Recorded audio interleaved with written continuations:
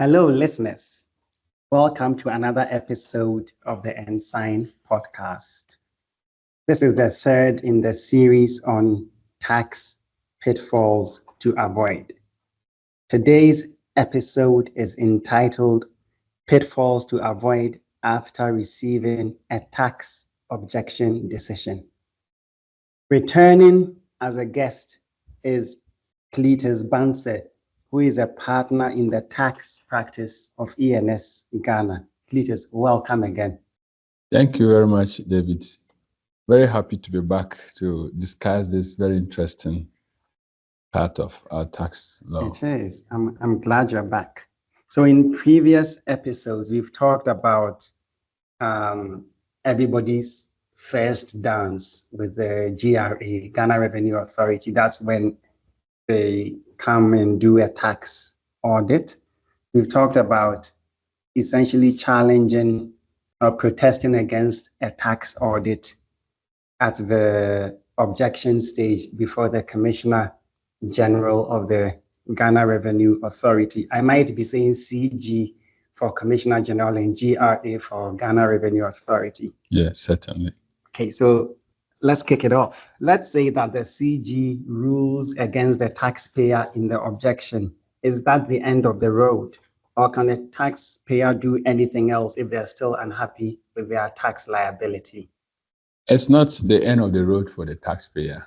We have quite a comprehensive tax dispute procedure in Ghana that allows taxpayers a stream of steps or phases to go through and resolving whatever issues they have when a tax assessment is raised against them. So if a taxpayer receives an unfavorable objection decision from the Commissioner General, who you call the CG, then his next place to go is a place where we call the ITAB, the Independent Tax Appeals Board.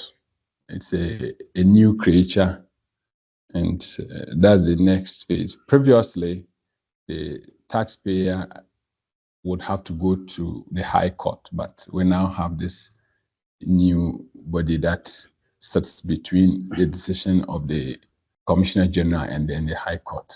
So, David, to answer your question, a taxpayer is dissatisfied with the decision of the Commissioner General, then the taxpayer next place to go to appeal against that decision is the ITAB. Okay, so this is a new introduction in this series, the ITAB, because at first the taxpayer was dealing with the GRA.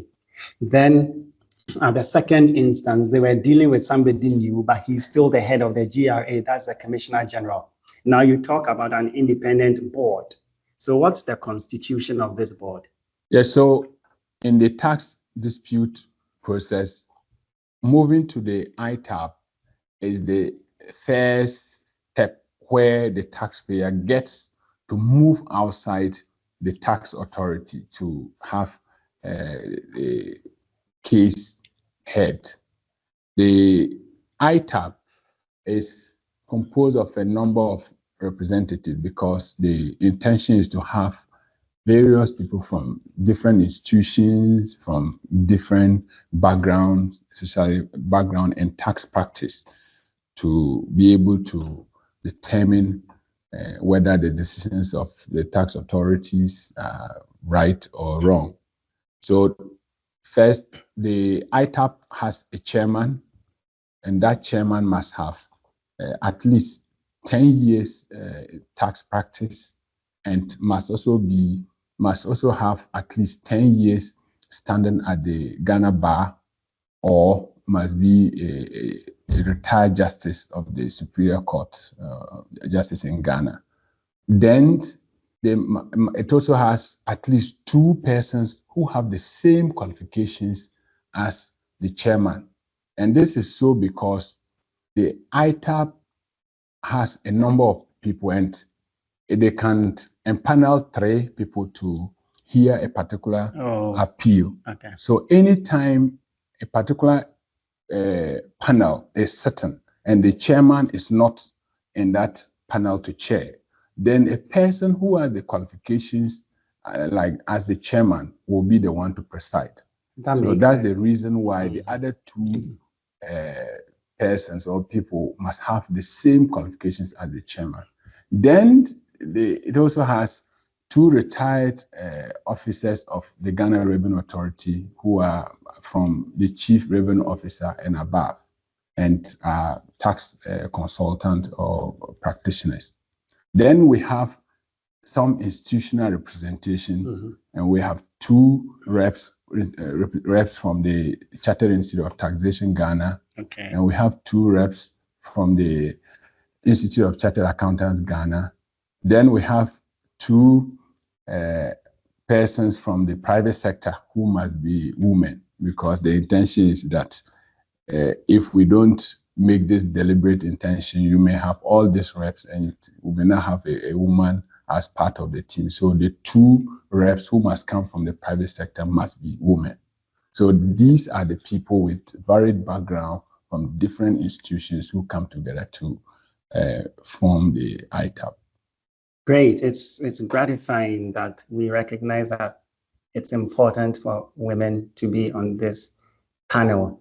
I'm not sure if I agree with restricting it to the private sector appointments. It could have been Ghana Bar, of which one would be, at least one would be a woman. Could have been the Chartered Institute of Tax Practitioners, but that's my own insignificant view. If I may move on to the next. So in an earlier episode, you explained that the taxpayer was required to pay a 30% deposit before bringing a tax objection. Is there a similar or a further actually down payment obligation if the taxpayer is bringing an appeal before the ITAB? Not at all. So from an appeal to the ITAB, no deposit is required to be paid. When we get to the further appeal from ITAB to the court, we will discuss some element of some payment there. But from an appeal from the decision of the Commissioner General to ITAB, there's no deposit payment requirement at that level. Good news, I want to say. Again, in an earlier episode, you explained that the tax laws allowed the Revenue Authority to impose interest on a principal tax liability. You even said that the interest component often eclipsed the principal amount. So the question I have is, basically, it sounds like your interest starts running from the day you get the original final tax audit report, if I may call it that. Yes. So does interest keep running on the taxes during the life of the appeal before the ITAB? Yes, interest keeps running. And David, if interest wasn't supposed to run, then taxpayers who would know that they don't have a good case, they will appeal, and then they'll just delay paying their liability. So interest keeps running, and from the day you have objected. But in practice, you will notice that when you object at the tax authorities level and then you lose, they will not impose interest from at the objection stage, because the Commissioner General is the one who is still looking at the hearing. So in practice, it is when it moves outside that they will start to compute the interest, even though by law, interest will run from the day the assessment was issued. Cletus, let's test the fairness of this system. The mutuality, I guess. If a taxpayer is late to pay taxes, they must also pay interest. What happens when a taxpayer wins a tax appeal after having paid the 30% deposit somewhere along the line? Will the GRA refund the deposit to the taxpayer, and will they do it, importantly, with interest? Yes, on this mutuality part, it's been an issue that will always come up in discussing interest relating to tax issues and audits. So yes, when a taxpayer delays or defaults in paying taxes, interest is applied and it's quite punitive. It's 125% of the statutory rate, and this is compounded monthly and applied to the amount outstanding. So it's quite heavy, and it is to discourage people from delaying in paying their taxes. On the other hand, if you pay your deposit in order to be able to challenge an assessment and the tax authorities lose, they just pay you your deposit. Even we will get to that detail as whether they will pay you in cash, but there's no requirement for them to pay you interest, except that when you apply for a refund, assuming the tax authorities lose and you applied for a refund of your money, there's a procedure in which they have to go through to refund that money. And if they delay, then they will be required to pay you interest. And that interest is at 50% of the statutory rate. So you can understand when the tax authorities are required to pay you interest, they pay at 50% of the monetary policy rate. But when you delay in paying your taxes, then you pay 125% of the statutory rate, compounded monthly. Yes. The tax man. Cletus, moving on to the next question. You already know my view on that, but it's not about me. Can the Revenue Authority collect a tax debt while an appeal on the same tax amount is still on foot before the ITAB? Yes, our laws are structured to allow the Revenue Authority to be able to collect taxes while the appeal process is going on. And the law is quite clear that an appeal does not constitute a stay of the decision of the Commissioner General, except that in practice, you will usually find that the tax authorities will not rush to collect if the appeal is going on. And this may be because they know interest is running. If you delay, the interest at that punitive rate is running, so they will get that money. But the law allows them to collect that tax unless you are able to secure an injunction from the court to stay collection of the revenue until the case is finally determined.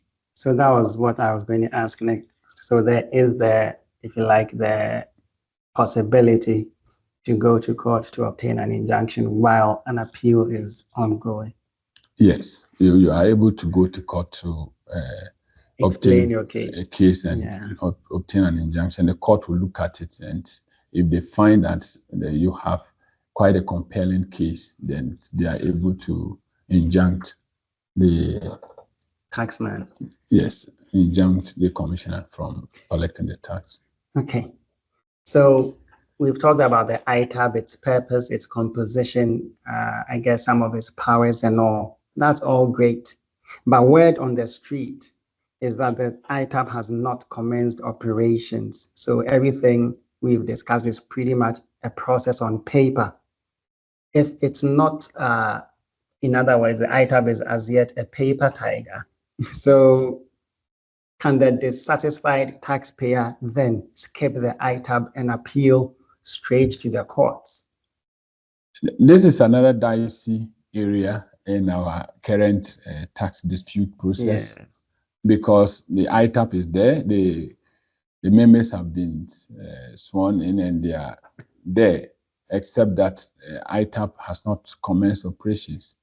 And we have made quite several checks with them, and the indication is that they want to have their rules that will guide in their operation. So you can send your appeal there, but they will not act on it until they are ready. But the issue is that a taxpayer would have paid 30%, and that money is locked with the tax authority. So I don't think a taxpayer will be able to wait forever or until the time that ITAB will now indicate that they are ready to hear. So taxpayers still appeal to the High Court against the decisions of the Commissioner General. it's an area that we are still watching closely to see how the High Court will, decide whether they will have to refer taxpayers to an ITAB which is not operational.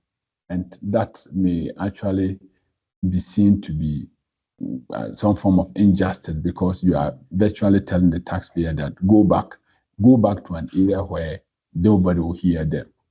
So it's a space while interest may be running. While interest is running. But so far, we know the courts are hearing tax appeals, even though the ITAB is there and it's not operational.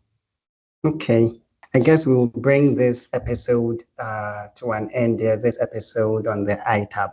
Although I foresee further episodes on taxes, because beyond the ITAB, I believe there are further processes we can discuss. Yes, David. From ITAB, even at the level of ITAB, how the court expects ITAB to operate, there are a lot there to discuss, and then at the High Court level. So there's still a lot to do. But just one more. Can we presume that the appeal procedure before the ITAB, since it's not really in operation, can we presume that their appeal procedure is still under construction? I would say so, because they are not. They have not commenced hearing appeals, and they are still developing their rules. And I think that is still under construction, and we are all waiting to see the day they will start operating. Okay, then. Cletus, thank you very much for joining us again on this third episode of the series on tax assessment and the procedure for seeking redress. Thank you very much, David. Looking forward to our next date and then our next discussion on this very interesting topic. Great. And thanks, listeners, for joining us on this episode of the ENSign podcast. See you on the next one. Bye-bye.